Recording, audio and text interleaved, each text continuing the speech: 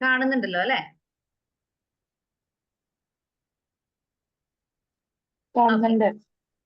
അപ്പൊ ഇന്ന് നമ്മൾ സ്റ്റാർട്ട് ചെയ്യാൻ പോകുന്നത് നമ്മള് പഠിച്ചുകൊണ്ടിരുന്ന ജിയോഗ്രഫി, ഭൂമിശാസ്ത്രത്തിന്റെ 3ാമത്തെ ക്ലാസ് ആണ്. നമുക്ക് ആദ്യം പഠിക്കാനുള്ളത് റിവേഴ്സിനെ കുറിച്ച് തന്നെയാണ്. ഇപ്പൊ കേരളത്തില് റിവർ എന്ന് പറയാനായിട്ട് ഇപ്പൊ നമ്മുടെ അടുത്തൊക്കെ തോടുകളൊക്കെ ഉണ്ട് അല്ലെ? അതിനെ നമ്മൾ തോട് എന്നാണ് വിളിക്കുക, അല്ലെങ്കിൽ ചെറിയ കൈത്തോട്, കനാല്, അങ്ങനെയൊക്കെയാണ് വിളിക്കുക. നദി എന്ന് വിളിക്കണമെങ്കിൽ അതിന് എന്തെങ്കിലും ഒരു സ്പെസിഫിക് ക്രൈറ്റീരിയ ഉണ്ടാവണം.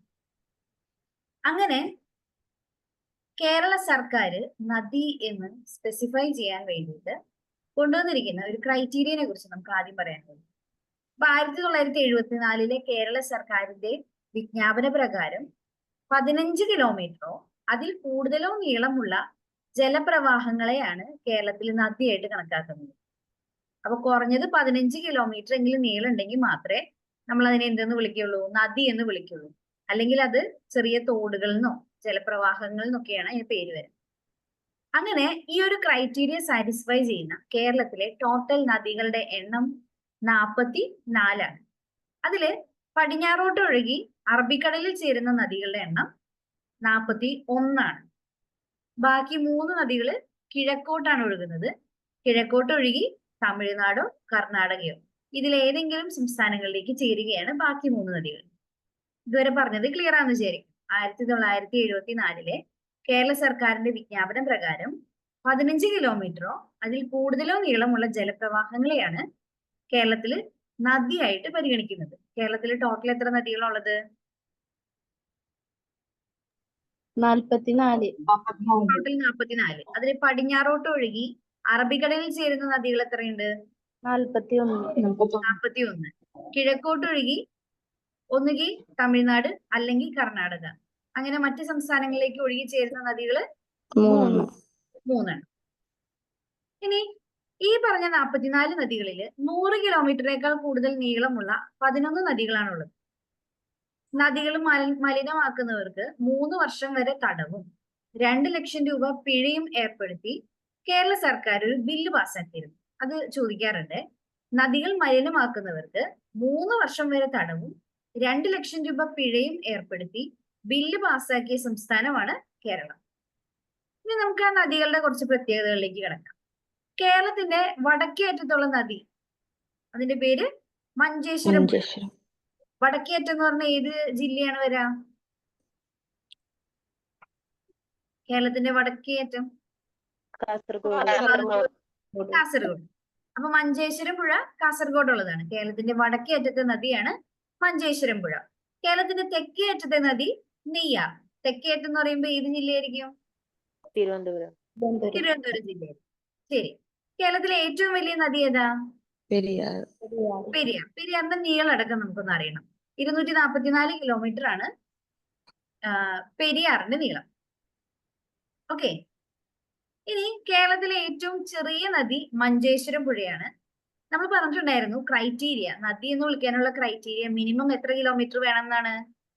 15 കിലോമീറ്റർ. 16 കിലോമീറ്റർ നീളമാണ് മഞ്ചേശ്വരം പുഴയ്ക്കുള്ളത്.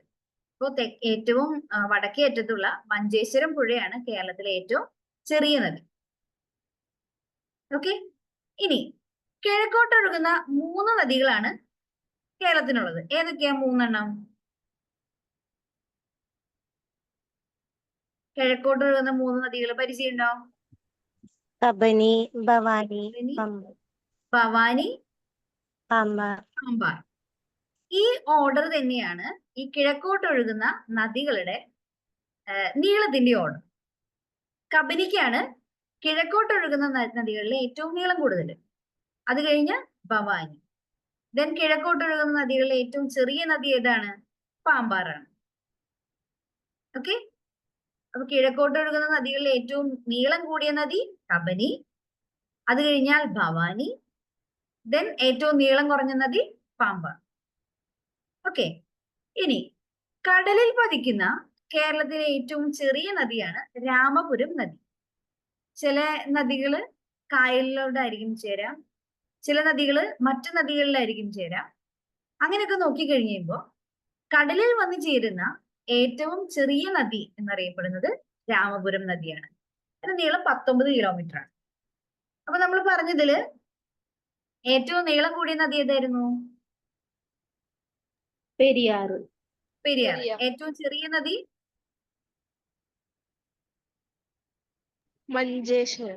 മഞ്ചേശ്വരം പുഴ. ഇത് രണ്ടും ഓർമ്മയുണ്ടല്ലോ? ഉണ്ട്. ഓക്കെ. ഇനി നമുക്ക് ആദ്യം പഠിക്കാനുള്ളത് പെരിയാറിനെ കുറിച്ചാണ്. പെരിയാറിന്റെ നീളം 244 കിലോമീറ്റർ ആണ്. പെരിയാർ ഉത്ഭവിക്കുന്നത് സഹ്യപർവ്വതത്തിലെ ശിവഗിരി മലയിലാണ്. സഹ്യപർവ്വതം എവിടെയാണെന്നറിയാലോ നമുക്ക്? സഹ്യപർവ്വതം, സഹ്യാദ്രി, പശ്ചിമഘട്ടം എന്നൊക്കെ നമ്മൾ വിളിക്കുന്ന സഹ്യപർവ്വതത്തിലെ ഒരു മലയാണ് ശിവഗിരി മല. അവിടെ നിന്നാണ് പെരിയാർ ഉത്ഭവിക്കുന്നത്. കേരളത്തില് ഏറ്റവും കൂടുതൽ ജലം വഹിച്ചുകൊണ്ട് ഒഴുകുന്ന നദിയാണ് പെരിയാർ. ഇനി ഈ പെരിയാറിന് കുറച്ച് പ്രത്യേകതകളുണ്ട്, ചില പേരുകളൊക്കെ ഉണ്ട്, നമുക്ക് ഓർത്തു വെക്കാനുള്ളതാണ്. കേരളത്തിന്റെ ജീവരേഖ എന്നറിയപ്പെടുന്ന നദിയാണ് പെരിയാർ. കേരളത്തിന്റെ ജീവരേഖ എന്നറിയപ്പെടുന്ന നദിയാണ് പെരിയാർ. ഇനി അർത്ഥശാസ്ത്രം എന്താണെന്നറിയാലോ? അർത്ഥശാസ്ത്രത്തില് ചൂർണി എന്ന പേരിൽ പരാമർശിച്ചിരുന്ന നദിയാണ് പെരിയാർ. അർത്ഥശാസ്ത്രത്തില് പെരിയാറിനെ പറഞ്ഞിരുന്ന അല്ലെങ്കിൽ മെൻഷൻ ചെയ്തിരിക്കുന്ന പേര് ചൂർണി എന്നാണ്. ഓക്കെ. ഇപ്പൊ കേരളത്തിന്റെ ജീവരേഖ എന്നറിയപ്പെടുന്നത് പെരിയാറാണ്. കേരളത്തിൽ ഏറ്റവും കൂടുതൽ ജലം വഹിക്കുന്ന നദി പെരിയാറാണ്. കേരളത്തിലെ ഏറ്റവും നീളം കൂടിയ നദി പെരിയാറാണ്. ചൂർണി എന്ന പേരിൽ അർത്ഥശാസ്ത്രത്തില് മെൻഷൻ ചെയ്തിരിക്കുന്നത് ആരെയാണ്? പെരിയാർ നദീനെയാണ്. നീളം 244 കിലോമീറ്റർ. പെരിയാർ ഉത്ഭവിക്കുന്നത് സഹ്യപർവ്വതത്തിലെ ശിവഗിരി മലയിൽ നിന്നാണ്. ക്ലിയർ ആണല്ലോ ഇതുവരെ പറഞ്ഞത്?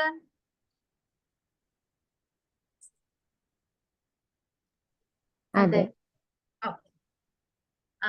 ഇത് എല്ലാം എഴുതിയെടുക്കാൻ ചിലപ്പോൾ ബുദ്ധിമുട്ട് വരും, അതുകൊണ്ടാണ് PDF നോട്ട് തന്നത്. എഴുതിയെടുക്കാൻ ബുദ്ധിമുട്ട് വരുന്നവർ PDF നോട്ട് ഓപ്പൺ ആക്കി വെക്കുക, പറയുന്ന കാര്യങ്ങൾ കേട്ടുപോകാം. ഓക്കെ. ഇനി പെരിയാറിന്റെ അടുത്ത പ്രത്യേകതകളിലേക്ക് വരാണ്. ഏറ്റവും കൂടുതൽ പോഷക നദികളുള്ള കേരളത്തിലെ നദിയാണ് പെരിയാർ. അപ്പൊ എന്താണ് ഈ പോഷക നദി? നമുക്കറിയാം, ഈ നദികളോട് ചേരുന്ന മറ്റു പല നദികളുണ്ടാവും. ചെറിയ ചെറിയ ആറുകളും കൈത്തോടുകളും ഒക്കെ കൂടി ചേർന്നിട്ടാണ് നമുക്ക് പുഴകൾ ഉണ്ടാവും. അങ്ങനെ നമ്മൾ നോക്കുമ്പോൾ കേരളത്തില് ഏറ്റവും കൂടുതൽ പോഷക നദികളുള്ള നദിയാണ് പെരിയാർ. പെരിയാറിന്റെ പോഷക നദികളുടെ പേര് അവിടെ തന്നിട്ടുണ്ട്, നോക്കി. മുല്ലയാർ, മുതിരപ്പുഴ, പെരിഞ്ഞാംകുട്ടിപ്പുഴ, പെരുതുറയാർ, കട്ടപ്പനയാർ, ചെറുതോണിയാർ, ഇതൊക്കെ പെരിയാറിന്റെ പോഷക നദികളാണ്. പെരിയാറിനോട് ആദ്യം ചേരുന്ന പോഷക നദിയാണ് മുല്ലയാർ. ഈ മുല്ലയാർ നമുക്ക് പരിചയം ഉണ്ടാവും, നമ്മൾ മുല്ലപ്പെരിയാർ ഡാമിനെ കുറിച്ച് കേട്ടിട്ടുണ്ട്.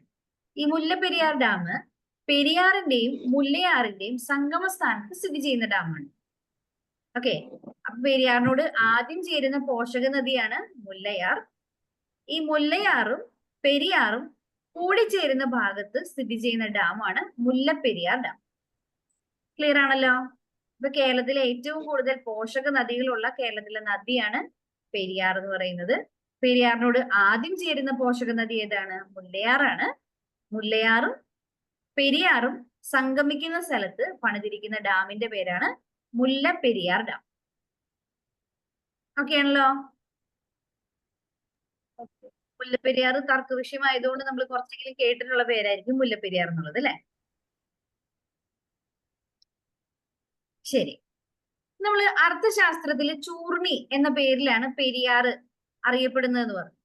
അർത്ഥശാസ്ത്രത്തില് പമ്പ നദീനെ കുറിച്ചും പരാമർശങ്ങളുണ്ട്. അപ്പൊ അർത്ഥശാസ്ത്രത്തിൽ പരാമർശിക്കുന്ന കേരളത്തിലെ 2 നദികളാണ്, ഒന്ന് പെരിയാറും രണ്ടാമത്തെ പമ്പയും. ഇനി മൂന്നാർ, നമ്മള് ടൂർ പോകാറുള്ള സ്ഥലമാണ് മൂന്നാർ, അല്ലെ? ആ പേരിൽ തന്നെയുണ്ട് 3 ആറ്. 3 ആറുകൾ സംഗമിക്കുന്ന സ്ഥലമാണ് മൂന്നാർ. ഏതൊക്കെ നദികളാണ് മൂന്നാറിൽ സംഗമിക്കുന്നത്? ഒന്നാമത്തെ മുതിരപ്പുഴ, രണ്ടാമത്തെ നല്ലതണ്ണി, മൂന്നാമത്തെ കുണ്ടളം. ഈ 3 പുഴകളും പെരിയാറിന്റെ പോഷക നദികളാണ്. അപ്പൊ മൂന്നാറിൽ സംഗമിക്കുന്ന നദികളാണ് മുതിരപ്പുഴ, നല്ലതണ്ണി, കുണ്ടള. ഈ 3ഉം കൂടി പെരിയാറിലാണ് വന്നു ചേരുന്നത്. ഇനി പെരിയാറില് 1924 കൊല്ലവർഷം 1099 ഉണ്ടായ വെള്ളപ്പൊക്കം അറിയപ്പെടുന്ന പേരാണ് 99-ലെ വെള്ളപ്പൊക്കം. 99-ലെ വെള്ളപ്പൊക്കത്തില് പെരിയാറില് അതിഭയങ്കരമായി വെള്ളം പൊങ്ങുകയും മൂന്നാർ ഉൾപ്പെടെയുള്ള ടൗണുകൾ നശിപ്പിക്കപ്പെടുകയും ചെയ്തിട്ടുണ്ട്. അതിനോട് ചേർന്ന് നശിച്ചു പോയ ഒരു തുറമുഖമാണ് കൊടുങ്ങല്ലൂർ തുറമുഖം. പണ്ട് കാലങ്ങളില്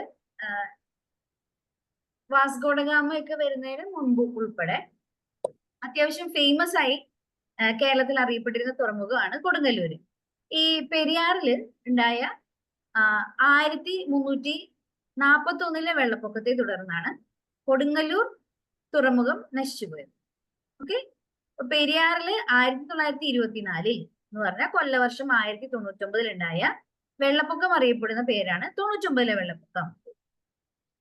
അതിനുശേഷം പിന്നീട് പെരിയാറിൽ 1341 ഉണ്ടായ അതിനുശേഷം അതിന് മുമ്പ് 1341 ഉണ്ടായ വെള്ളപ്പൊക്കത്തെ തുടർന്ന് നശിച്ചുപോയ തുറമുഖമാണ് കൊടുങ്ങല്ലൂർ തുറമുഖം. അന്ന് ഈ 1341-ലെ വെള്ളപ്പൊക്കത്തെ തുടർന്ന് ഉണ്ടായി വന്ന തുറമുഖം ഏതാണെന്നറിയാമോ? ഇന്ന് കേരളത്തിലെ വൺ ഓഫ് ദ ഫേമസ് തുറമുഖങ്ങളിൽ ഒന്നാണത്. കൊച്ചി തുറമുഖമാണ് കൊടുങ്ങല്ലൂർ തുറമുഖം നശിച്ച സമയത്ത് ഉണ്ടായി വന്നത്. ഓക്കെ, ഒരു സൈഡ് നശിച്ചപ്പോ മറ്റൊരു സൈഡ് ഓപ്പൺ ആയി വന്നു. പറഞ്ഞത് ക്ലിയർ ആണല്ലോ? അതെ. ഓക്കെ, അപ്പൊ ഇതുവരെ നമ്മൾ പറഞ്ഞത് പെരിയാറിനെ കുറിച്ചായിരുന്നു. എന്തൊക്കെ കാര്യങ്ങളെ പെരിയാറിനെ കുറിച്ച് പറഞ്ഞേ? കേരളത്തിലെ ഏറ്റവും വലിയ നദിയാന്ന് പറഞ്ഞു. നീളം എത്രയാ പറഞ്ഞേ? ഉത്ഭവസ്ഥാനം സഹ്യപർവ്വതം സഹ്യപർവ്വതാണ്. നീളം എത്രയാണ്? നീളം 244. 244. ചൂർണി എന്ന അർത്ഥശാസ്ത്രത്തില് പേരുണ്ട്. കേരളത്തിലെ ഏറ്റവും കൂടുതൽ ജലം വഹിച്ചുകൊണ്ട് ഒഴുകുന്ന നദിയാണ്. പിന്നെന്താ പറഞ്ഞത്? കേരളത്തിന്റെ ജീവരേഖ എന്നറിയപ്പെടുന്നു. ഏറ്റവും കൂടുതൽ പോഷക നദികളുള്ള ഒരു നദിയാണ് പെരിയാറ്. പിന്നെ പെരിയാറിലേക്ക് ആദ്യം വന്നു ചേരുന്ന പോഷക നദി ഏതാണ്? മുല്ലയാർ. മുല്ലയാറും പെരിയാറും കൂടിച്ചേരുന്ന ഭാഗത്ത് പണിതിരിക്കുന്ന ഡാമിന്റെ പേര് മുല്ലപ്പെരിയാർ. പിന്നെ നമ്മൾ പറഞ്ഞത് എന്തൊക്കെയായിരുന്നു? മൂന്നാറില് 3 നദികള് വന്നു ചേരുന്നുണ്ട്. ആ 3 നദികളുടെ പേര് നമ്മൾ പറഞ്ഞു. മുതിരപ്പുഴ, നല്ലതണ്ണി, കുണ്ടള. അർത്ഥശാസ്ത്രത്തിൽ പരാമർശിക്കുന്ന കേരളത്തിലെ 2 നദികളുടെ പേര് പറഞ്ഞു. ഏതൊക്കെയാണ്? ചൂർണി എന്നറിയപ്പെട്ട പെരിയാർ, പിന്നെ പമ്പ. 1924 കൊല്ലവർഷം 1099 ഉണ്ടായ വെള്ളപ്പൊക്കം, പെരിയാറിലുണ്ടായ വെള്ളപ്പൊക്കം അറിയപ്പെടുന്ന പേരാണ് 99 വെള്ളപ്പൊക്കം. പെരിയാറിൽ 1341 ഉണ്ടായ വെള്ളപ്പൊക്കത്തെ തുടർന്ന് നശിച്ചുപോയ തുറമുഖമാണ് കൊടുങ്ങല്ലൂര്. ഉണ്ടായി വന്ന തുറമുഖമാണ് കൊച്ചി. ക്ലിയർ ആണല്ലോ? നെക്സ്റ്റ്, കേരളത്തിലെ രണ്ടാമത്തെ വലിയ നദിയാണ് ഭാരതപ്പുഴ. 209 കിലോമീറ്റർ ആണ് ഭാരതപ്പുഴയുടെ നീളം. ഭാരതപ്പുഴയുടെ ഉത്ഭവം ആനമലയിലാണ്. ഓക്കെ, ആനമലയിലാണ് ഭാരതപ്പുഴ ഉത്ഭവിക്കുന്നത്. ഭാരതപ്പുഴ ഒഴുകുന്ന ജില്ലകൾ ഏതൊക്കെയാ? നമുക്കറിയാവുന്ന ജില്ലകളാണ്. പാലക്കാട്, അവിടുന്ന് മലപ്പുറം, തൃശ്ശൂര്. ഭാരതപ്പുഴ ഒഴുകുന്ന ജില്ലകളാണ് പാലക്കാട്, മലപ്പുറം, തൃശ്ശൂര്. കേരളത്തിന്റെ നൈൽ എന്നറിയപ്പെടുന്ന നദിയാണ് ഭാരതപ്പുഴ. കേരളത്തിന്റെ ജീവരേഖ എന്നറിയപ്പെടുന്ന നദി ഏതാണ്? പെരിയാറാണ്. കേരളത്തിന്റെ നൈൽ എന്നറിയപ്പെടുന്ന നദി ഭാരതപ്പുഴ. ഇനി പൊന്നാനിപ്പുഴ എന്നറിയപ്പെടുന്നത് ഭാരതപ്പുഴയാണ്. ഈ ചിറ്റൂര് സൈഡില്, പാലക്കാടുള്ള സ്ഥലമാണ് ചിറ്റൂര്. അവിടെ ഭാരതപ്പുഴ അറിയപ്പെടുന്ന പേരാണ് ശോകനാശിനി പുഴ. പൊന്നാനിപ്പുഴ എന്ന് പേരുണ്ട്, ശോകനാശിനി പുഴ എന്ന് പേരുണ്ട്, നിള എന്ന് പേരുണ്ട്. നമുക്കറിയാം ഭാരതപ്പുഴയുടെ വേറൊരു പേരാണ് നിള. ഇതൊക്കെ ഭാരതപ്പുഴയുടെ മറ്റു പേരുകളാണ്. ഇപ്പൊ കേരളത്തിലെ രണ്ടാമത്തെ വലിയ നദിയാണ് ഭാരതപ്പുഴ. ഉത്ഭവിക്കുന്ന സ്ഥലം ഏതാണ്? ഭാരതപ്പുഴ ഉത്ഭവിക്കുന്ന സ്ഥലം ആനമല. ഭാരതപ്പുഴയെ ശോകനാശിനി പുഴ എന്ന് വിശേഷിപ്പിച്ചത് തുഞ്ചത്ത് രാമാനുജൻ എഴുത്തച്ഛനാണ്. എഴുത്തച്ഛൻ ആരാണെന്ന് നമുക്കറിയാം അല്ലെ? അറിയില്ലേ എഴുത്തച്ഛന്? റൈറ്റർ എഴുത്തച്ഛൻ ഭാരതപ്പുഴനെ ശോകനാശിനി പുഴ എന്ന് വിശേഷിപ്പിച്ചത് തുഞ്ചത്ത് രാമാനുജൻ എഴുത്തച്ഛനാണ്. നിള എന്നറിയപ്പെടുന്ന നദിയാണ് ഭാരതപ്പുഴ. പ്രാചീന കാലത്ത് പേരാർ എന്നറിയപ്പെട്ടിരുന്ന നദിയാണ് ഭാരതപ്പുഴ. പ്രാചീന കാലത്ത് പേരാർ എന്നറിയപ്പെടുന്ന പുഴയാണ് ഭാരതപ്പുഴ. ആ പേര് ഇമ്പോർട്ടന്റ് ആണ്. പേരാർ. പേരാർ കേൾക്കുമ്പോൾ പെരിയാർ കുത്തണം തോന്നും. അതുകൊണ്ടാണ് പ്രത്യേകം പറയുന്നത്. പ്രാചീന കാലത്ത് പേരാർ എന്നറിയപ്പെട്ടിരുന്ന നദിയാണ് ഭാരതപ്പുഴ. ഇനി ഭാരതപ്പുഴയുടെ പ്രധാന പോഷക നദികൾ ഏതൊക്കെയാണ്? കണ്ണാടിപ്പുഴയുണ്ട്, തൂതപ്പുഴയുണ്ട്, ഗായത്രി പുഴയുണ്ട്, കൽപ്പാത്തിപ്പുഴയുണ്ട്. കുന്തിപ്പുഴ ഏത് നദിയുടെ പ്രധാന ഉപനദിയാണ്? തൂതപ്പുഴയുടെ ഒരു ഉപനദിയാണ് കുന്തിപ്പുഴ. ഈ കുന്തിപ്പുഴയുടെ പ്രത്യേകത എന്താണെന്നറിയാമോ? Silent Valley. സൈലന്റ് വാലിയിൽ സ്റ്റാർട്ട് ചെയ്ത് സൈലന്റ് വാലിയുടെ ഉള്ളിലൂടെ ഒഴുകുന്ന കേരളത്തില് ഏറ്റവും കുറവ് മലിനീകരണം നേരിടുന്ന പുഴയാണ് ഏത്? നമ്മളിപ്പോ പറഞ്ഞ കുന്തിപ്പുഴ. ഓക്കെ. തൂതപ്പുഴയുടെ ഉത്ഭവ സ്ഥാനം എന്നറിയപ്പെടുന്നത് സൈലന്റ് വാലിയാണ്. ഗായത്രി പുഴ ഭാരതപ്പുഴയുമായി ചേരുന്ന സ്ഥലമാണ് മായന്നൂർ. തൃശ്ശൂരാണ് മായന്നൂർ ഡാം. പറളിയിൽ വെച്ച് ഭാരതപ്പുഴയിൽ ചേരുന്ന പോഷക നദിയാണ് കണ്ണാടിപ്പുഴ. ചിറ്റൂർ പുഴ എന്നറിയപ്പെടുന്നത് കണ്ണാടിപ്പുഴയാണ്. ഇതിൽ ഈ കുറച്ച് സാധനങ്ങൾ അത്ര ഇമ്പോർട്ടന്റ് അല്ല. ഈ തൂതപ്പുഴയുടെ ഉത്ഭവസ്ഥാനം അറിഞ്ഞിരിക്കണം കേട്ടോ. തൂതപ്പുഴയുടെ ഉത്ഭവസ്ഥാനം സൈലന്റ് വാലിയാണ്. തൂതപ്പുഴയുടെ ഉപനദിയാണ് നമ്മൾ തൊട്ട് മുമ്പ് പറഞ്ഞ തൂതപ്പുഴ. തൂതപ്പുഴയുടെ ഉപനദിയാണ് കുന്തിപ്പുഴ. കുന്തിപ്പുഴയും വരുന്നത് എവിടെ നിന്ന് തന്നെയാണ്? സൈലന്റ് വാലിയുടെ അകത്ത് തന്നെ. ഓക്കെ. ഇനി ഭാരതപ്പുഴയുടെ ഏറ്റവും വലിയ പ്രത്യേകത എന്താണ്? ഈ നദീതീരത്ത് വെച്ചാണ് മാമാങ്കം നടത്തിയിരുന്നത്. മാമാങ്കം സിനിമയൊക്കെ കണ്ടിട്ടുണ്ടാവുമായിരിക്കും അല്ലെ? പണ്ട് കേരളത്തിൽ നടന്നു വന്നിരുന്ന ഒരു വലിയ ആഘോഷമായിരുന്നു മാമാങ്കം എന്നറിയപ്പെടുന്നത്. അത് നടന്നിരുന്ന നദീതീരമാണ് ഭാരതപ്പുഴ.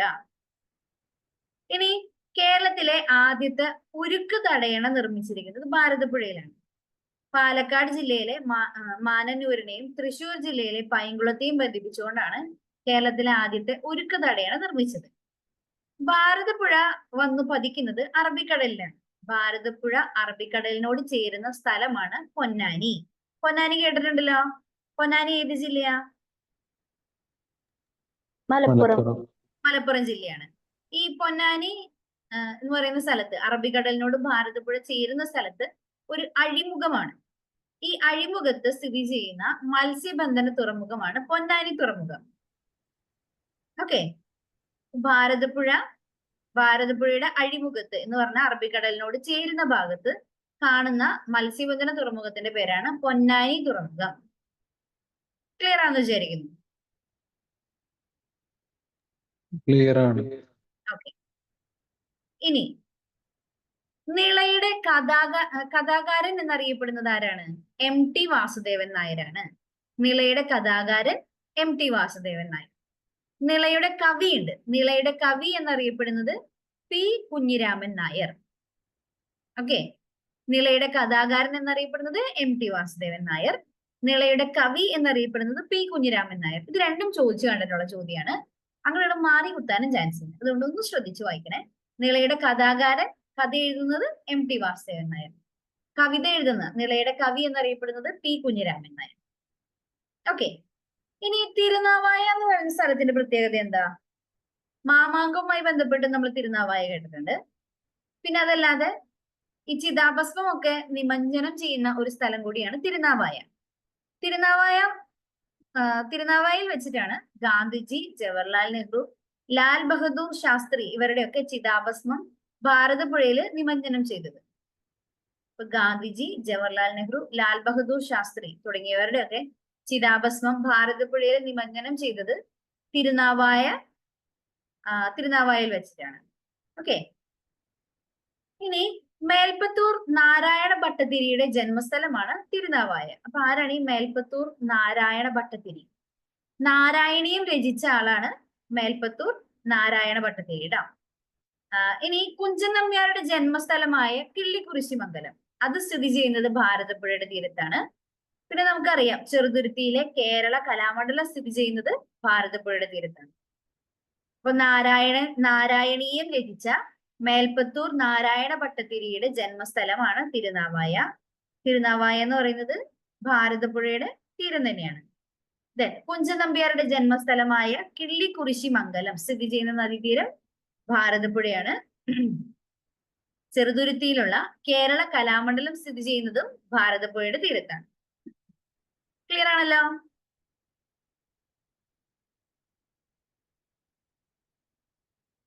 ഓക്കെ.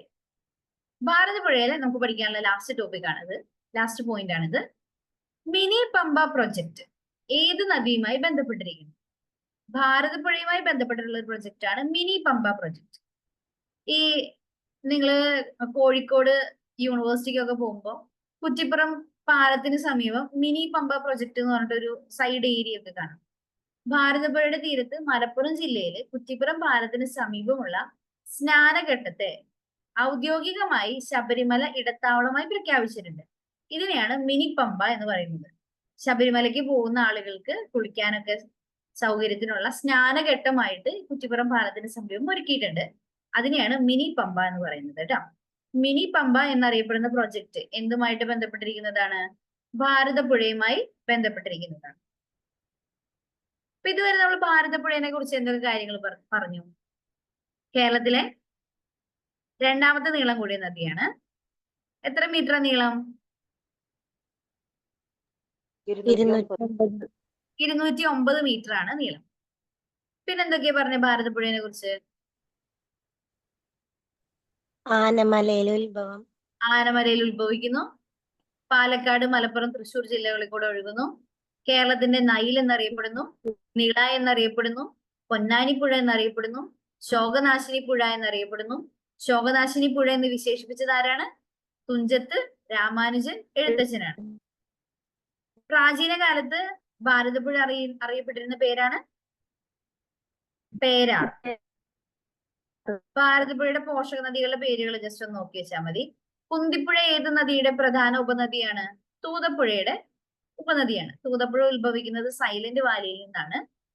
ഇനി മാമ്പാക നടത്തപ്പെട്ടിരുന്ന നദീതീരമാണ് ഭാരതപ്പുഴ. കേരളത്തിലെ ആദ്യ ഉരുക്ക് തടയണ നിർമ്മിച്ചത് ഭാരതപ്പുഴയിലാണ്. ഭാരതപ്പുഴ വന്ന് ചേരുന്നത് അറബിക്കടലിലാണ്. അറബിക്കടലിൽ ചേരുന്നത് പൊന്നാനി എന്ന് പറയുന്ന സ്ഥലത്താണ്. അവിടെ കാണുന്ന അഴിമുഖത്തോട് ചേർന്ന് കാണുന്ന മത്സ്യബന്ധന തുറമുഖമാണ് പൊന്നാനി തുറമുഖം. നിളയുടെ കഥാകാരൻ എന്നറിയപ്പെടുന്നത് MT വാസുദേവൻ നായരാണ്. നിളയുടെ കവി എന്നറിയപ്പെടുന്നത് P കുഞ്ഞിരാമൻ നായരാണ്. ഈ തിരുനാവായ എന്ന സ്ഥലത്ത് വെച്ചാണ് ഗാന്ധിജി, ജവഹർലാൽ നെഹ്റു, ലാൽ ബഹദൂർ ശാസ്ത്രി എന്നിവരുടെയൊക്കെ ചിതാഭസ്മം ഭാരതപ്പുഴയിൽ നിമജ്ജനം ചെയ്തത്. ഇനി മേൽപ്പത്തൂർ നാരായണ ഭട്ടതിരിയുടെ, അത് ആരായിരുന്നു പറഞ്ഞ്? നാരായണീയം രചിച്ച ആളാണ് മേൽപ്പത്തൂർ നാരായണ ഭട്ടതിരി. അദ്ദേഹത്തിന്റെ ജന്മസ്ഥലമാണ് തിരുനാവായ. അത് ഭാരതപ്പുഴയുടെ തീരത്താണ്. കുഞ്ചൻ നമ്പ്യാരുടെ ജന്മസ്ഥലം ഏതാണ്? കിള്ളിക്കുറിശിമംഗലാണ്. അത് സ്ഥിതി ചെയ്യുന്ന നദീതീരം ഏത് തന്നെയാണ്? ഭാരതപ്പുഴയാണ്. പിന്നെ നമ്മൾ പറഞ്ഞത് ചെറുതുരുത്തിയിൽ സ്ഥിതി ചെയ്യുന്ന കേരള കലാമണ്ഡലം സ്ഥിതി ചെയ്യുന്ന നദീതീരമാണ് ഭാരതപ്പുഴ. ലാസ്റ്റ് വൺ നമ്മൾ പറഞ്ഞത് എന്തായിരുന്നു? മിനി പമ്പ പ്രൊജക്ട് ഏതുമായിട്ട് ബന്ധപ്പെട്ടിരിക്കുന്നു? ഭാരതപ്പുഴയുമായിട്ട് ബന്ധപ്പെട്ടിരിക്കുന്നു. അപ്പൊ ഇതുവരെ പറഞ്ഞ കാര്യങ്ങളൊക്കെ ഒന്ന് റിവൈസ് ചെയ്ത് നോക്കാം. നമുക്ക് ഒന്ന് വായിച്ചു നോക്കാം അല്ലെ? ഓക്കെ.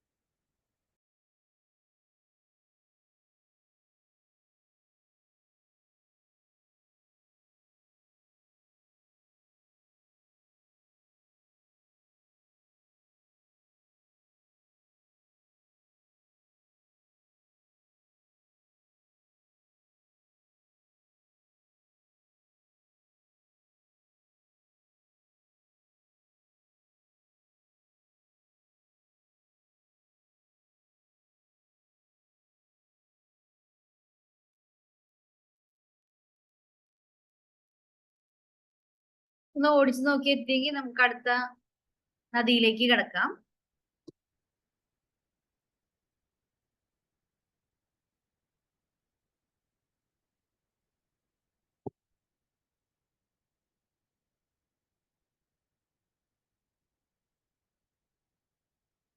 അടുത്ത തുടങ്ങട്ടെ. ആ അടുത്ത നമുക്ക് പറയാനുള്ളത് പമ്പ നദിയെ കുറിച്ചാണ്. പമ്പ നദീനെ കുറിച്ച് നമ്മൾ ഇതിനു മുമ്പ് ഒരു കാര്യം പറഞ്ഞിട്ടുണ്ടായിരുന്നു. അർത്ഥശാസ്ത്രത്തില് പരാമർശിക്കപ്പെട്ടിരിക്കുന്ന 2 നദികളിൽ ഒന്നാണ് പമ്പ, അല്ലെ? അതിൽ പറഞ്ഞിരിക്കുന്ന ചൂർണി എന്ന പേരിൽ അറിയപ്പെടുന്ന നദി എന്തായിരുന്നു? പെരിയാർ. പെരിയാറാണ്. ശരി. കേരളത്തിലെ 3ാമത്തെ നീളം കൂടിയ നദിയാണ് പമ്പ. 1ാമത്തെ ഏതായിരുന്നു? പെരിയാർ. 2ാമത്തെ? ഭാരതപ്പുഴ. 3ാമത്തെ? പമ്പ. പമ്പ. 176 കിലോമീറ്റർ ആണ് പമ്പയുടെ നീളം. ഉത്ഭവിക്കുന്ന സ്ഥലം പുളിച്ചിമലയാണ്. പുളിച്ചിമല. ഓക്കെ, ഇത് ഇടുക്കി പീരുമേട് പീഠഭൂമിയിൽ നിന്നാണ് സ്റ്റാർട്ട് ചെയ്യുന്നത്. പീഠഭൂമി എന്താണെന്ന് പറഞ്ഞത് ഓർമ്മയുണ്ടെന്ന് വിചാരിക്കുന്നു. നമുക്ക് കുറച്ചധികം ഒരു ക്ലാസ്സിൽ നമ്മൾ ഡിസ്കസ് ചെയ്തിട്ടുണ്ടായിരുന്നു പീഠഭൂമി എന്താണ്. Yes, okay. ഇനി കേരളത്തിന്റെ ജീവരേഖ എന്നറിയപ്പെടുന്ന നദി ഏതായിരുന്നു? കേരളത്തിന്റെ ജീവരേഖ പെരിയാർ. പെരിയാർ. തിരുവിതാംകൂറിന്റെ ജീവനാഡി എന്നറിയപ്പെടുന്ന നദിയാണ് പമ്പ നദി. തിരുവിതാംകൂറിന്റെ ജീവനാഡി എന്നറിയപ്പെടുന്ന നദിയാണ് പമ്പ നദി. പമ്പ നദി വേമ്പനാട്ട് കായലിലാണ് വന്ന് പതിക്കുന്നത്. പമ്പ നദി വന്ന് പതിക്കുന്നത് വേമ്പനാട്ട് കായലിലാണ്. പമ്പയുടെ ദാനം എന്നറിയപ്പെടുന്ന പ്രദേശമാണ് കുട്ടനാട്. പമ്പയുടെ ദാനം എന്നറിയപ്പെടുന്ന പ്രദേശമാണ് കുട്ടനാട്. പമ്പ നദി വന്ന് പതിക്കുന്നത് വേമ്പനാട്ട് കായലിലാണ്. പമ്പയുടെ ദാനം എന്നറിയപ്പെടുന്നത് കുട്ടനാടാണ്. പ്രാചീന കാലത്ത് ബാരിസ് എന്നറിയപ്പെട്ടിരുന്ന നദിയാണ് പമ്പ. ഭാരതപ്പുഴേനെ പ്രാചീന കാലത്ത് വിളിച്ചിരുന്ന പേരെന്തായിരുന്നു? പേരാർ. പേരാർ. ആ, അതുപോലെ പ്രാചീന കാലത്ത് ബാരിസ് എന്നറിയപ്പെട്ടിരുന്ന നദിയാണ് പമ്പ നദി. ഓക്കെ. ദക്ഷിണ ഭാഗീരഥി എന്നറിയപ്പെടുന്ന നദിയാണ് പമ്പ. ദക്ഷിണ ഭാഗീരഥി. ഭാഗീരഥി നദീനെ കുറിച്ച് നമുക്ക് ഇന്ത്യൻ ജിയോഗ്രഫി പഠിക്കുമ്പോൾ പഠിക്കാനുണ്ട്. അതിനോട് ചേർന്ന് തന്നെ ഭഗീരഥിയുടെ പ്രത്യേകത എന്താ? ഐതിഹ്യമൊക്കെ കേട്ടിട്ടുണ്ടാവും അല്ലെ? തപസ് ചെയ്ത് ഭഗീരഥൻ ഭൂമിയിൽ എത്തിച്ച നദിയാണ് ഭഗീരഥി എന്നാണ് അറിയപ്പെടുന്നത്. അതുപോലെ ദക്ഷിണ ഭഗീരഥി അത്രയും ഇമ്പോർട്ടൻസ് ഉള്ള ഒരു നദിയാണ് പമ്പ. ഓക്കെ. ഈ പമ്പയുടെ പ്രധാന പോഷക നദികളാണ് അച്ചൻ കോവിലാർ, കക്കിയാർ, കല്ലാർ, അഴുതയാർ, മണിമലയാർ. പമ്പ നദിയിലെ അത്യാവശ്യം ഫേമസ് ആയിട്ടുള്ള ഒരു വെള്ളച്ചാട്ടമാണ് പെരുന്തേനരുവി. ഇനി പമ്പ നദിയെ മാലിന്യവിമുക്തമാക്കാൻ വേണ്ടിയിട്ട് കേന്ദ്ര സർക്കാർ നാഷണൽ റിക്കവർ കൺസർവേഷൻ പ്ലാൻ പ്രകാരം ആരംഭിച്ച പദ്ധതിയാണ് പമ്പ ആക്ഷൻ പ്ലാൻ. നമുക്കറിയാം ഈ പമ്പ നദി എന്ന് പറയുന്നത് ശബരിമലയോട് ചേർന്ന് ഒഴുകുന്ന നദിയാണ്. അതുകൊണ്ട് തന്നെ ശബരിമലയിലേക്ക് പോകുന്നവരും എല്ലാം അവിടെ പമ്പ നദീനെ മലിനമാക്കിയിട്ടാണ് പോകുന്നത്. അത് കുളിക്കുന്നത് അങ്ങനെ മാത്രമല്ല, അതിലേക്ക് പലതരം വസ്തുക്കള് ഒഴുക്കിക്കളയുന്നതൊക്കെ പമ്പ നദീനെ വല്ലാണ്ട് മലിനമാക്കിയിട്ടുണ്ടായിരുന്നു. അപ്പൊ അതിനെ ഒന്ന് മാലിന്യമുക്തമാക്കാൻ വേണ്ടിയിട്ട് കേന്ദ്ര സർക്കാർ നാഷണൽ റിവർ കൺസർവേഷൻ പ്ലാൻ പ്രകാരം ആരംഭിച്ച പദ്ധതിയാണ് പമ്പ ആക്ഷൻ പ്ലാൻ എന്നറിയപ്പെടുന്നത്. ക്ലിയർ ആണെന്ന് വിചാരിക്കുന്നു. ഇപ്പൊ ദക്ഷിണ ഭഗീരഥി എന്നറിയപ്പെടുന്ന നദിയാണ് പമ്പ. പ്രാചീന കാലത്ത് പമ്പ അറിയപ്പെട്ടിരുന്ന പേരെന്തായിരുന്നു? ബാരിസ്. ബാരിസ്. ഓക്കെ. ഇനി ശബരി ഡാം, കക്കാട് ഡാം ഇതൊക്കെ സ്ഥിതി ചെയ്യുന്നത് പമ്പ നദിയിലാണ്. നമുക്ക് അറിഞ്ഞിരിക്കേണ്ട 2 ചോദ്യങ്ങളാണ്, അല്ലെങ്കിൽ സ്ഥിരമായിട്ട് ചോദിക്കുന്ന 2 ചോദ്യങ്ങളാണിത്. മാരാമൺ കൺവെൻഷൻ നടക്കുന്ന നദീതീരം ഏതാണ്? മാരാമൺ കൺവെൻഷൻ നടക്കുന്ന നദീതീരമാണ് പമ്പ നദീതീരം. ചെറുകോൽപ്പുഴ ഹിന്ദുമത സമ്മേളനം നടക്കുന്ന നദീതീരമാണ് പമ്പ നദീതീരം. മാരാമൺ കൺവെൻഷൻ എന്ന് പറയുന്നത് ഒരു ക്രിസ്ത്യൻ കൺവെൻഷനാണ്. ചെറുകോൽപ്പുഴ ഹിന്ദുമത സമ്മേളനം നടക്കുന്നത് പമ്പ തീരത്താണ്. ശബരിമല സ്ഥിതി ചെയ്യുന്നത് പമ്പയോട് ചേർന്നാണ്. എടത്വ പള്ളി സ്ഥിതി ചെയ്യുന്നത് ഈ പമ്പയുടെ തീരത്താണ്. ഓക്കെ. ഇനി വേദകാലഘട്ടത്തിന് മുൻപ് ഉണ്ടായിരുന്ന ദ്രാവിഡ ആരാധനയുടെ ഭാഗമായ മൺശില്പങ്ങൾ കണ്ടെത്തിയ കേരളത്തിലെ നദീതീരമാണ് പമ്പ. വേദകാലഘട്ടത്തിന് മുമ്പുണ്ടായിരുന്ന ദ്രാവിഡ ആരാധനയുടെ ഭാഗമായ മൺശില്പങ്ങൾ കണ്ടെത്തിയ കേരളത്തിലെ നദീതീരമാണ് പമ്പ. ക്ലിയർ ആണല്ലോ ഇതുവരെ പറഞ്ഞത്? പമ്പേനെ കുറിച്ച് നമ്മൾ പറഞ്ഞത് കേരളത്തിലെ 3ാമത്തെ നീളം കൂടിയ നദിയാണ് അല്ലെ? ഈ മാരാമൺ കൺവെൻഷൻ നടക്കുന്നത് പമ്പാ നദീതീരത്താണ്. ചെറുകോൽപ്പുഴ ഹിന്ദുമത സമ്മേളനം നടക്കുന്നത് പമ്പാ നദീതീരത്താണ്. പിന്നെ വേദകാലഘട്ടത്തിന് മുമ്പുണ്ടായിരുന്ന ദ്രാവിഡ ആരാധനയുടെ ഭാഗമായ മൺശില്പങ്ങൾ കണ്ടെത്തിയത് പമ്പാ നദീതീരത്താണ്. ദക്ഷിണ ഭാഗീരഥി എന്നറിയപ്പെടുന്നു.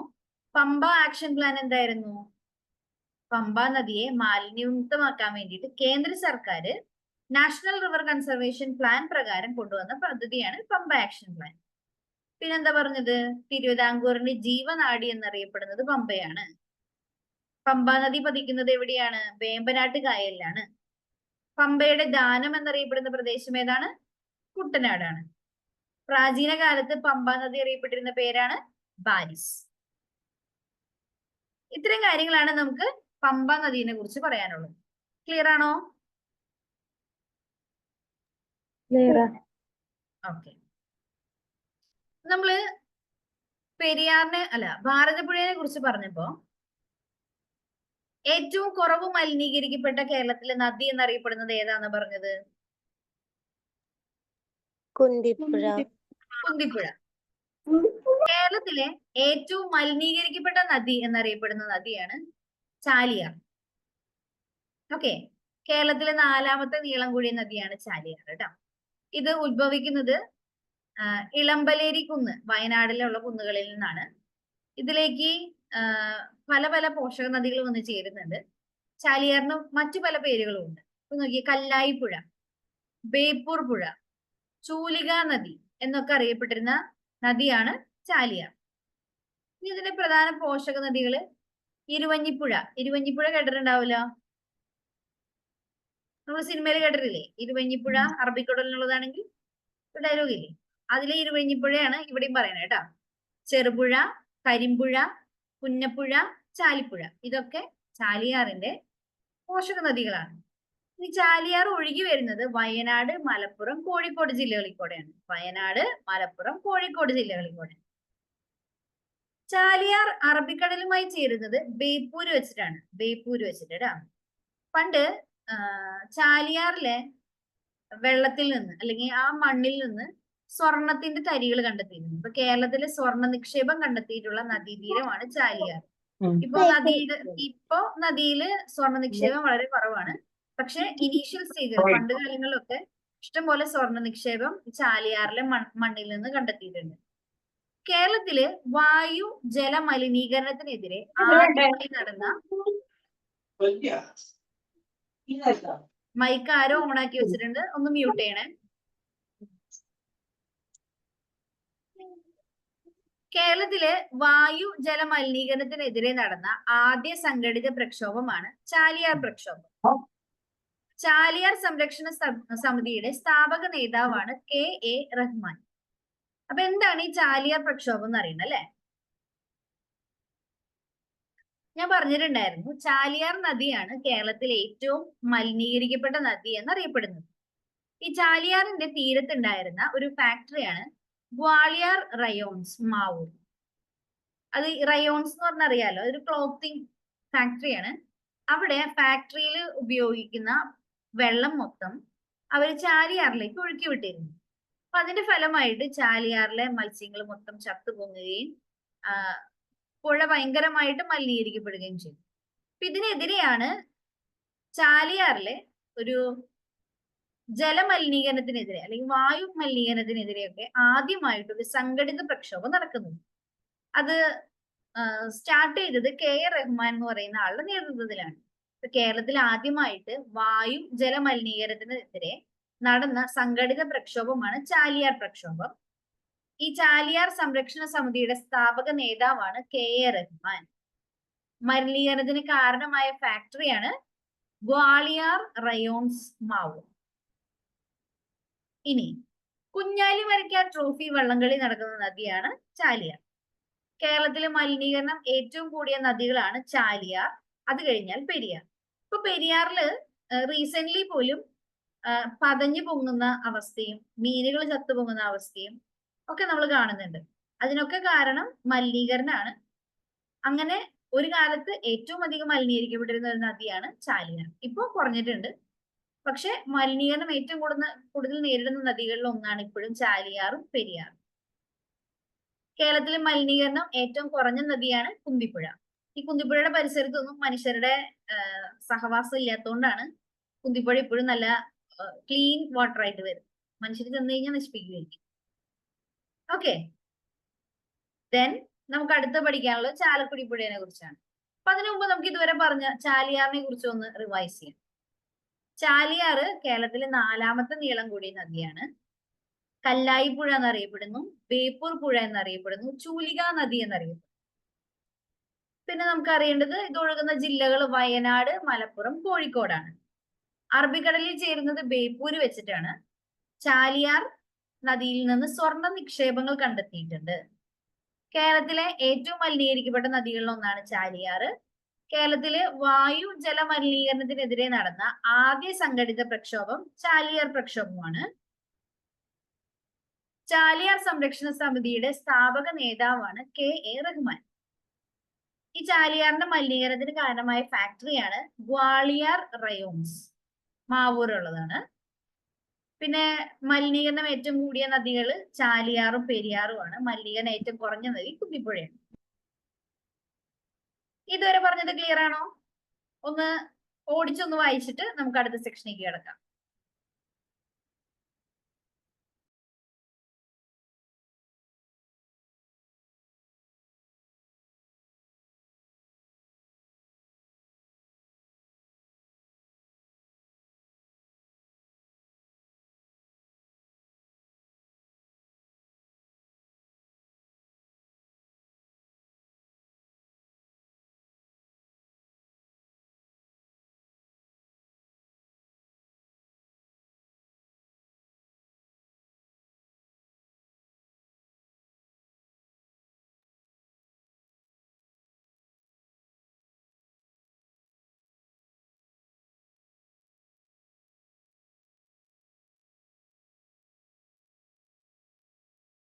ഒന്ന് ഓടിച്ചു നോക്കിയിട്ടുണ്ടാവും വിചാരിക്കുന്നു.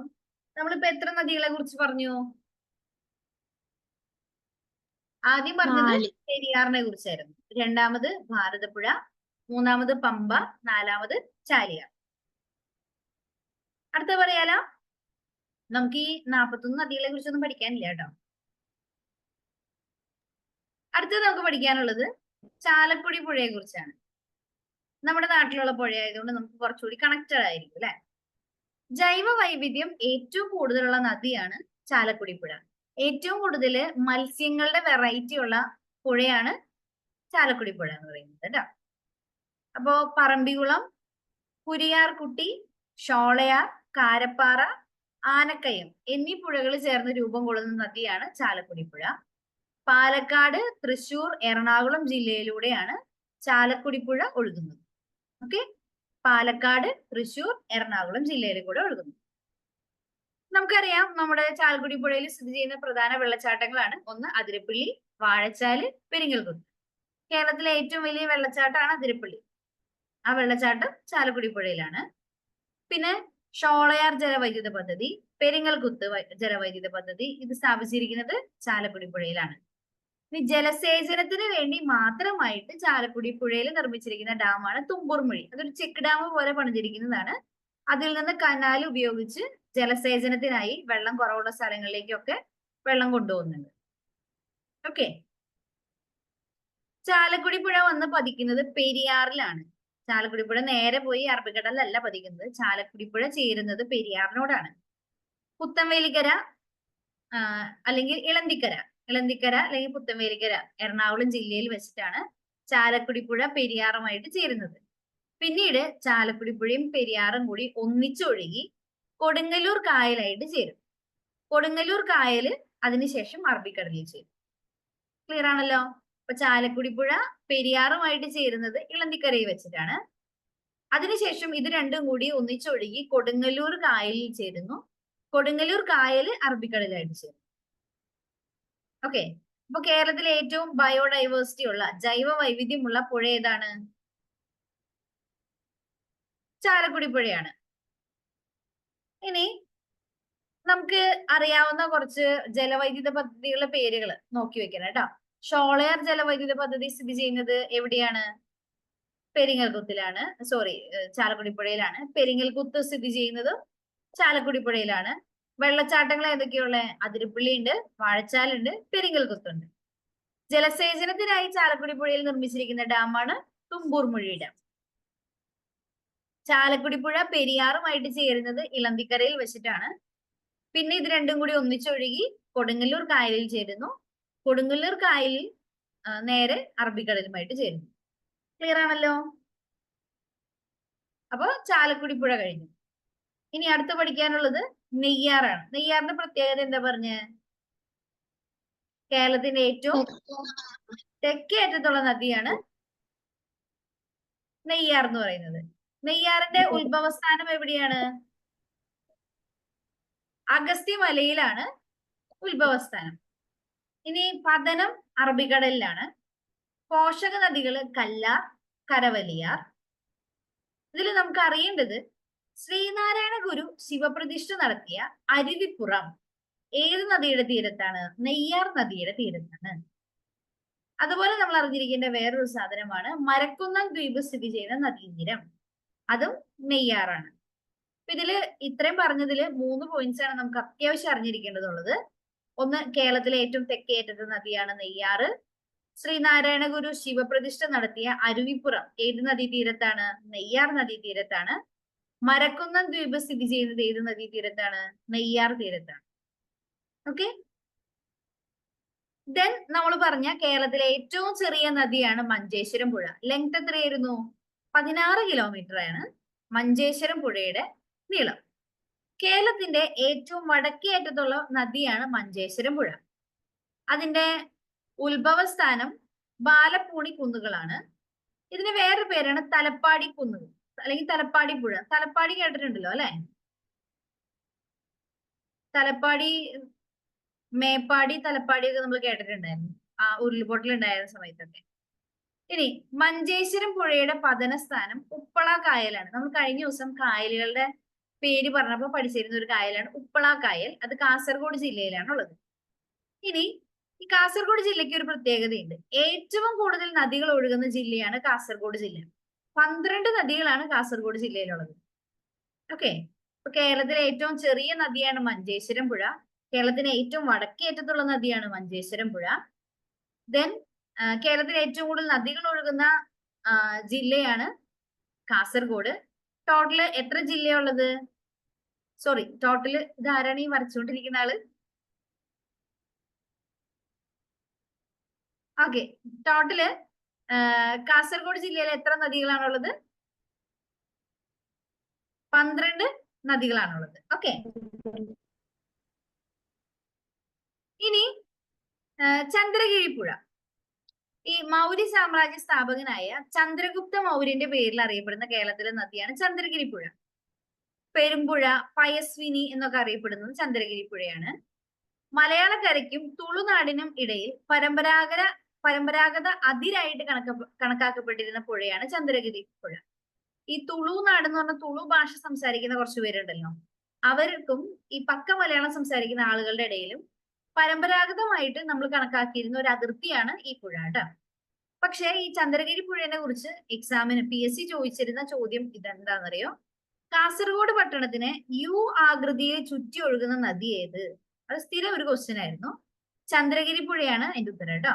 അപ്പൊ കാസർഗോഡ് പട്ടണത്തെ U ആകൃതിയിൽ ചുറ്റി ഒഴുകുന്ന പുഴയാണ് ചന്ദ്രഗിരി പുഴ. കാസർഗോഡ് ജില്ലയിൽ ടോട്ടൽ എത്ര നദികൾ ഒഴുകുന്നുണ്ടെന്നാ പറഞ്ഞത്?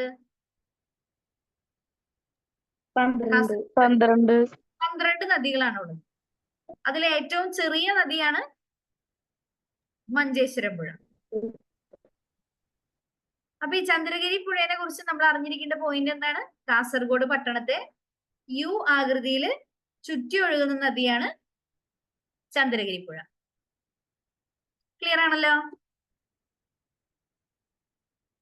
അടുത്തത് നമുക്ക് പറയാനുള്ളത് കല്ലടയാർ. കല്ലടയാറിനെ കുറിച്ച് നമുക്ക് അറിയേണ്ടത് പുനലൂർ തൂക്കുപാലം സ്ഥിതി ചെയ്യുന്ന നദി. പുനലൂർ തൂക്കുപാലം സ്ഥിതി ചെയ്യുന്ന നദിയാണ് കല്ലടയാർ. പിന്നെ അതുപോലെ പാലരുവി വെള്ളച്ചാട്ടം സ്ഥിതി ചെയ്യുന്നത് കല്ലട നദിയിലാണ്, കൊല്ലം ജില്ലയില്. കല്ലടയാറ് പതിക്കുന്നത് അഷ്ടമുടി കായലിലാണ്. പിന്നീട് അത് അറബിക്കടലുമായിട്ട് ചേർന്നു. ഓക്കെ. പുനലൂർ തൂക്കുപാലം, പാലരുവി വെള്ളച്ചാട്ടം ഇത് രണ്ടും കാണുന്നത് കല്ലടയാറിലാണ്. ഓക്കെ, ഇനി നമുക്ക് സാഹിത്യകൃതികളില് പരാമർശിക്കപ്പെടുന്ന കുറച്ച് നദികളെ കുറിച്ച് പഠിക്കാനുണ്ട്. ഈ വില്യം ലോഗൻ എഴുതിയ മലബാർ മാനുവലില് പ്രതിപാദിച്ചിരിക്കുന്ന നദിയാണ് കോരപ്പുഴ. വില്യം ലോഗൻ എഴുതിയ മലബാർ മാനുവലില് പ്രതിപാദിച്ചിരിക്കുന്ന നദിയാണ് കോരപ്പുഴ. ഓക്കെ, OV വിജയന്റെ ഗുരുസാഗരം എന്ന കൃതിയിൽ പരാമർശിച്ചിരിക്കുന്ന നദിയാണ് തൂതപ്പുഴ. തൂതപ്പുഴ ഏത് നദിയുടെ പോഷക നദിയാണ്? ഓർമ്മയുണ്ടോ നോക്കട്ടെ. കുന്തിപ്പുഴ. ഏതിന്റെയാ? കുന്തിപ്പുഴ. കുന്തിപ്പുഴ എന്ന് പറയുന്നത് തൂതപ്പുഴയുടെ ഉപനദിയാണെന്നാണ് പറഞ്ഞത്. തൂതപ്പുഴ ഭാരതപ്പുഴയിൽ വന്ന് ചേരുന്ന ഒരു നദിയാണ്. ഓക്കെ, OV വിജയന്റെ ഗുരുസാഗരത്തിൽ പരാമർശിക്കുന്ന നദിയാണ് തൂതപ്പുഴ. ഇനി SK പൊറ്റക്കാടിന്റെ നാടൻ പ്രേമം എന്ന കൃതിയിൽ പ്രതിപാദിച്ചിരിക്കുന്ന നദിയാണ് ഇരുവഞ്ഞിപ്പുഴ. SK പൊറ്റക്കാടിന്റെ നാടൻ പ്രേമം എന്ന കൃതിയിൽ പ്രതിപാദിച്ചിരിക്കുന്ന നദിയാണ് ഇരുവഞ്ഞിപ്പുഴ. ഇനി ബുക്കർ സമ്മാനം ലഭിച്ച അരുന്ധതി റോയുടെ the god of small things എന്ന കൃതിയിൽ പരാമർശിച്ചിരിക്കുന്ന നദിയാണ് മീനച്ചിലാർ. ഓക്കെ, ഇത് എക്സാമുകൾക്ക് മാറി മാറി ചോദിച്ചു കണ്ടിരിക്കുന്ന ഒരു ചോദ്യമാണ് കേട്ടോ. വില്യം ലോഗന്റെ മലബാർ മാനുവലിൽ പ്രതിപാദിച്ചിരിക്കുന്ന നദിയാണ് Korapuzha.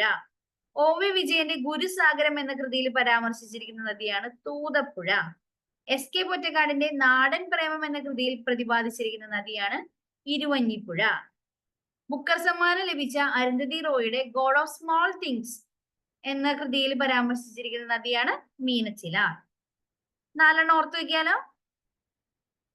William Logan Malabar manual Korapuzha, OV Vijayan Gurusagaram Thoothapuzha, SK Pottekkatt Nadan Premam Iruvanjippuzha, Arundhati Roy god of small things Meenachilar.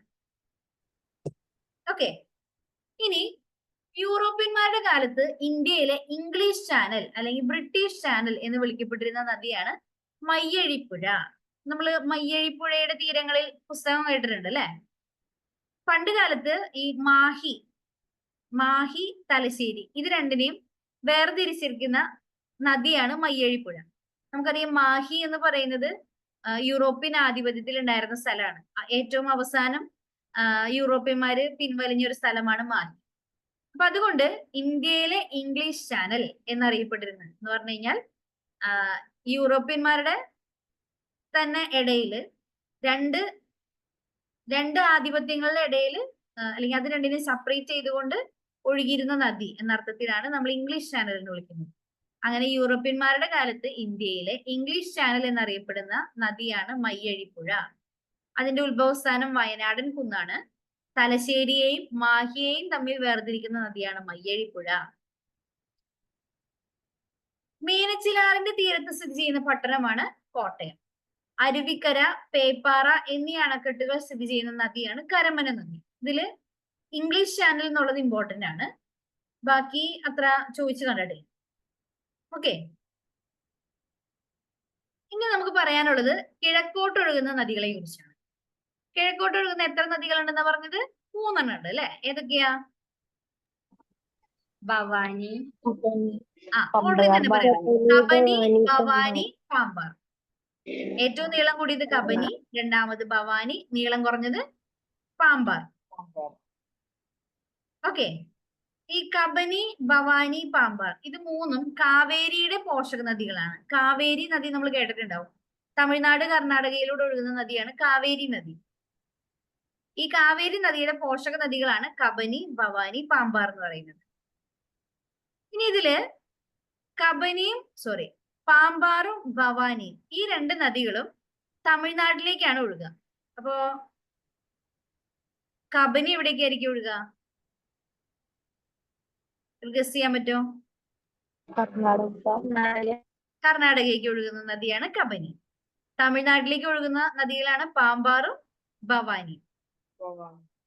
Okay, ഓർത്തു വയ്ക്കാലോ. നദികളുടെ നീളത്തിന്റെ ഓർഡറിൽ എപ്പോഴും പറയാൻ ശ്രമിക്കുക. കബനി, ഭവാനി, പാമ്പാർ ഇത് 3ഉം കാവേരി നദിയുടെ പോഷക നദികളാണ്. ഇതില് കബനി കർണാടകയിലേക്ക് ഒഴുകുന്നു, പാമ്പാറും ഭവാനിയും എവിടേക്ക് ഒഴുകുന്നത്? തമിഴ്നാട്ടിലേക്കാണ്. ലാസ്റ്റ് ഇത് ചേരുന്നത് എവിടെ തന്നെയാണ്? കാവേരി നദി തന്നെയാണ്. ഓക്കെ, അതിൽ ആദ്യം നമുക്ക് പഠിക്കാനുള്ളത് കബനീനെ കുറിച്ചാണ്. കേരളത്തിൽ നിന്ന് കിഴക്കോട്ട് ഒഴുകുന്ന ഏറ്റവും വലിയ നദിയാണ് കബനി. 240 കിലോമീറ്റർ ആണ് നീളം. കേരളത്തിൽ ഇതിന്റെ നീളം 56.6 കിലോമീറ്ററേ ഉള്ളൂ. കേരളത്തിൽ നിന്ന് ഉത്ഭവിച്ച് കർണാടകയിലേക്ക് ഒഴുകുന്ന നദിയാണ് കബനി. ഇനി തിരിച്ചു വരണുണ്ട് കേട്ടോ. കർണാടകയിൽ നിന്ന് ഉത്ഭവിച്ച് കേരളത്തിലേക്ക് ഒഴുകുന്ന നദിയാണ് വളപട്ടണം പുഴ അല്ലെങ്കിൽ വളപട്ടണം നദി. ഈ കബനി നദി സ്ഥിതി ചെയ്യുന്നത് വയനാട് ജില്ലയിലാണ്. ഈ വയനാട് ജില്ലയില് കുറുവ ദ്വീപ്, ബാണാസുര സാഗർ ഇതൊക്കെ കബനി നദിയോട് ചേർന്നാണ് കാണുന്നത് കേട്ടോ. ഇപ്പൊ കേരളത്തിൽ നിന്ന് കിഴക്കോട്ട് ഒഴുകുന്ന നദികളില് ഏറ്റവും വലിയ നദിയാണ് കബനി.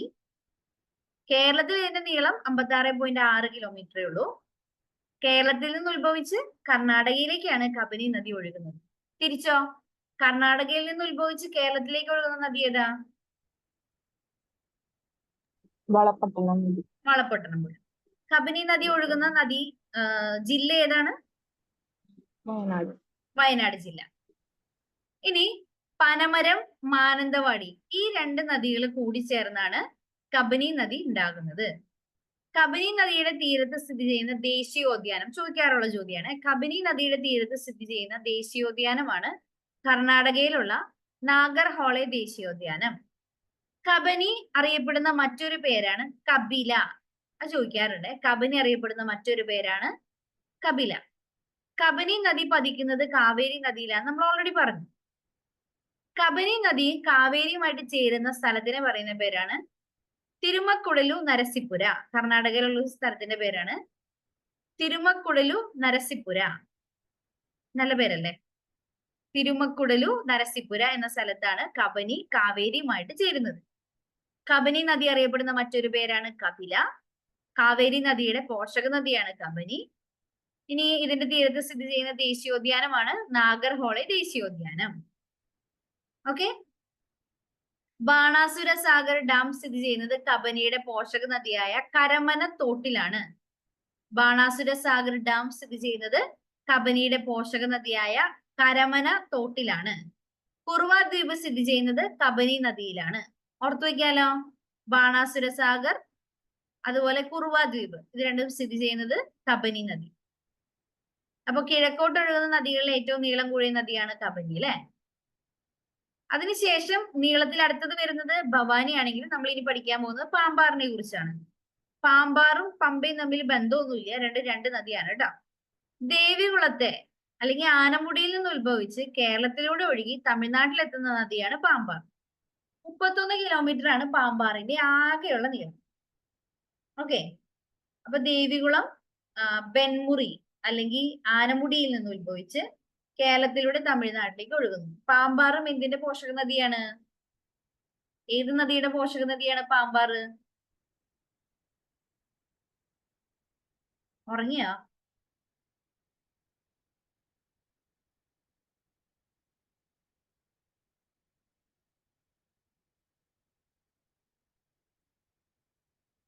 പാമ്പാറ് ഏത് നദിയുടെ പോഷക നദിയാണ്? കാവേരിയുടെ പോഷക നദിയാണ് കേട്ടോ. പാമ്പാർ ഒഴുകുന്ന ജില്ല ഇടുക്കി ജില്ലയാണ്. കബനി ഒഴുകുന്ന നദി ജില്ല ഏതായിരുന്നു? കബനി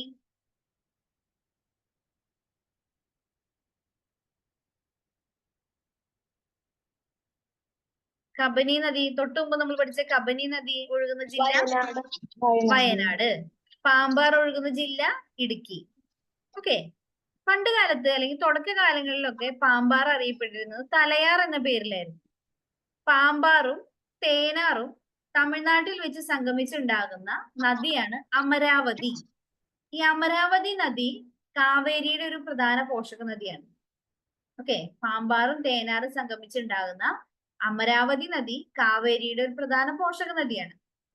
കേരളത്തിലെ കിഴക്കോട്ടൊഴുകുന്ന നദികളിലെ ഏറ്റവും ചെറിയ നദിയാണ് പാമ്പാർ. ഇനി തൂവാനം വെള്ളച്ചാട്ടം, കുമ്പക്കാരി വെള്ളച്ചാട്ടം ഇതൊക്കെ പാമ്പാറിന്റെ ഭാഗമായിട്ടാണ് കാണുന്നത്. ഇരവികുളം നദി, മയിലാടി, തീർത്ഥമല, ചെങ്കലാർ, തേനാർ ഇതൊക്കെ പാമ്പാറിന്റെ പോഷക നദികളാണ്. പാമ്പാറ് വന്നു ചേരുന്നത് എവിടെയാന്ന് പറഞ്ഞത്? കാവേരി നദിയിലാന്ന് പറഞ്ഞിട്ടുണ്ട്. ഏകദേശം സാച്ചുറേറ്റഡ് ആയി തോന്നുന്നു അല്ലെ? ഇതുകൂടി പറഞ്ഞ് നമുക്ക് നിർത്താം. ഭവാനി കൂടി പറഞ്ഞു.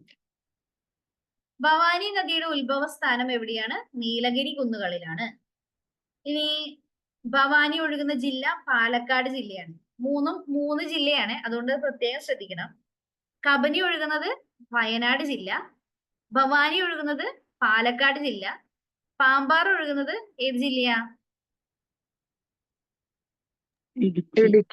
ഇടുക്കി ജില്ലയാണ്. ഇതില് ഭവാനിയും പാമ്പാറും ഒഴുകുന്നത് തമിഴ്നാട്ടിലേക്കാണ്, കബനി ഒഴുകുന്നത് കർണാടകയിലേക്കാണ്. ഓക്കെ. ഇനി ഭവാനി നദിയിൽ എത്തിച്ചേരുന്ന പ്രധാന നദികളാണ് ശിരുവാണി, അവിടെ ഒരു അണക്കെട്ടൊക്കെ ഉണ്ട്, ശിരുവാണി, വരഗാർ. ഭവാനി നദി തമിഴ്നാട്ടിലേക്ക് പ്രവേശിക്കുന്ന സ്ഥലമാണ് കൽക്കണ്ടിയൂർ. മുക്കാലി തടയണ സ്ഥിതി ചെയ്യുന്ന നദിയാണ് ഭവാനി. ഭവാനി നദി പതിക്കുന്നത് കാവേരിയിലാണ്. കോയമ്പത്തൂർ പട്ടണത്തിലേക്ക് ജലവിതരണം നടത്താനായിട്ട് അണക്കെട്ട് നിർമ്മിച്ചിരിക്കുന്ന നദിയാണ് ശിരുവാണി.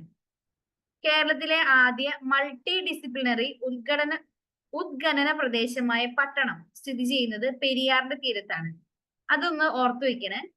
പട്ടണം എക്സ്കവേഷൻ എന്ന് പറഞ്ഞ് ഈ പെരിയാറിന്റെ തീരത്ത് നടത്തിയിരുന്ന ഒരു ആർക്കിയോളജിക്കൽ എക്സ്കവേഷൻസ് ഉണ്ട്.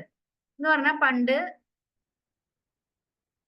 നമ്മുടെ കൊടുങ്ങല്ലൂർ ഭാഗത്ത് തുറമുഖം ഉണ്ടായിരുന്ന സമയത്ത് പട്ടണം എന്ന് പറയുന്ന പ്രദേശത്ത് കാര്യമായ വികസനങ്ങൾ ഉണ്ടായിരുന്നു. അപ്പൊ അതിനോട് ചേർന്ന് പണ്ട് കാലങ്ങളിൽ അറബികളും മറ്റും ഉപയോഗിച്ചിരുന്ന അവർ കൊണ്ടുവന്ന നാണയങ്ങളൊക്കെ ഉദ്ഖനനം നടത്തി എന്ന് പറഞ്ഞു കഴിഞ്ഞാൽ മണ്ണിങ്ങനെ കുഴിച്ചു മാറ്റി നമ്മൾ നടത്തിയപ്പോ അന്നത്തെ കെട്ടിടങ്ങളൊക്കെ കണ്ടെത്തിയിട്ടുണ്ട്. അപ്പൊ അത് ഇമ്പോർട്ടന്റ് ആണ്. പട്ടണം കേരളത്തിലെ ആദ്യ മൾട്ടി ഡിസിപ്ലിനറി ഉദ്ഖനന പ്രദേശമാണ് പട്ടണം. അത് എറണാകുളം ജില്ലയിലാണ്. അത് നിലനിന്നിരുന്ന നദീതീരമാണ് പെരിയാർ. ഇനി ഏതാനും ഒന്ന് രണ്ട് പ്രത്യേകതകൾ കൂടി പറഞ്ഞ് നമുക്ക് അവസാനിപ്പിക്കാം. കേരളത്തിലെ മഞ്ഞ നദി എന്നറിയപ്പെടുന്നത് കുറ്റ്യാടിപ്പുഴയാണ്. ചിമ്മിനി വന്യജീവി സംരക്ഷണ കേന്ദ്രത്തിൽ നിന്ന് ഉത്ഭവിക്കുന്ന നദിയാണ് കുറുമാലിപ്പുഴ. നമ്മുടെ അടുത്തുള്ള ഒരു നദിയാണ് കുറുമാലിപ്പുഴ അല്ലെ? അത് ആരംഭിക്കുന്നത് ചിമ്മിനി വന്യജീവി സങ്കേതത്തിൽ കൂടെയാണ്. നിലമ്പൂരിലെ തേക്കിൻ കാടുകളിലൂടെ ഒഴുകുന്ന നദിയാണ് ചാലിയാർ. നിലമ്പൂരിലെ തേക്കിൻ കാടുകളിലൂടെ ഒഴുകുന്ന നദിയാണ് ചാലിയാർ. തട്ടേക്കാട് പക്ഷി സങ്കേതത്തിലൂടെ ഒഴുകുന്ന നദിയാണ് പെരിയാർ. അട്ടപ്പാടിയിലൂടെ ഒഴുകുന്ന നദിയാണ് ശിരുവാണി. ഇനി നമുക്ക് അത്യാവശ്യം അറിഞ്ഞിരിക്കേണ്ട ഒരു ഇമ്പോർട്ടന്റ് ആയിട്ടുള്ള ഒരു ക്വസ്റ്റ്യൻ ആണ് ഇതിലെ ലാസ്റ്റ് പോയിന്റ്. ഓക്കെ. അട്ടപ്പാടിയിൽ പണ്ടുണ്ടായിരുന്ന ഒരു പുഴയാണ് കൊടുങ്ങരപ്പള്ളം. ഓക്കെ. പെരുമാൾമുടി എന്ന് പറഞ്ഞ മലയിൽ അത് ഉത്ഭവിച്ചു വരുന്നു, ഭവാനി പുഴയിൽ വന്ന് ചേരുന്നു. ആ പുഴ ഒരു 25 വർഷത്തോളമായിട്ട് കംപ്ലീറ്റ് വറ്റി വരണ്ട് കിടക്കുകയായിരുന്നു. അട്ടപ്പാടിയിലെ ഈ ഒരു പുഴ ഈ അടുത്തായിട്ട് ഒഴുക്ക് വീണ്ടെടുത്ത് വീണ്ടും ഒഴുകി തുടങ്ങിയിട്ടുണ്ട്.